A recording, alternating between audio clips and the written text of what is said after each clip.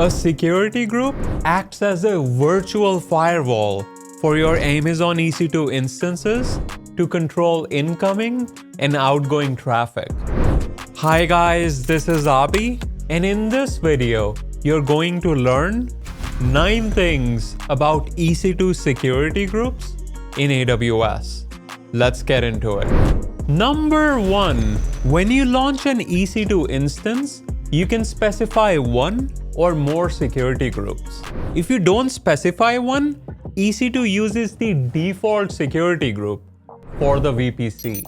Number 2, when Amazon EC2 decides whether to allow traffic to reach an instance, it evaluates all of the rules from all of the security groups that are associated with the instance.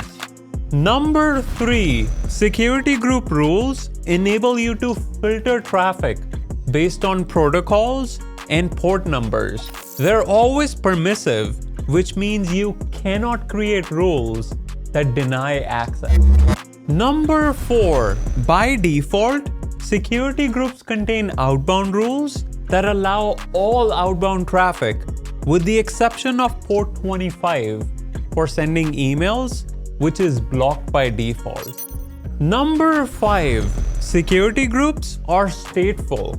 If you send a request from an instance, the response traffic for that request is allowed to flow in, regardless of the inbound security group rules.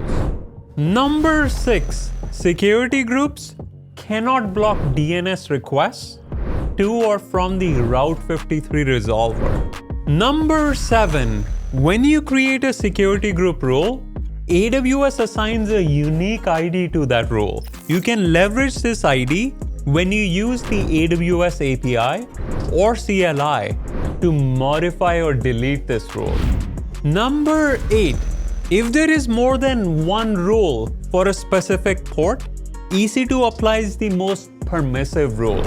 For example, if you have a rule that allows SSH access to port 22 from IP address 172.10.1.2 and another rule that allows SSH access to port 22 from everyone, then everyone has SSH access to port 22.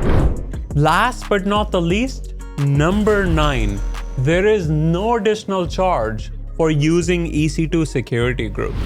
In summary, a security group acts as a virtual firewall, controlling the inbound and outbound traffic for one or more EC2 instances within the same AWS region. There you have it. Don't forget to like and subscribe. Until next time.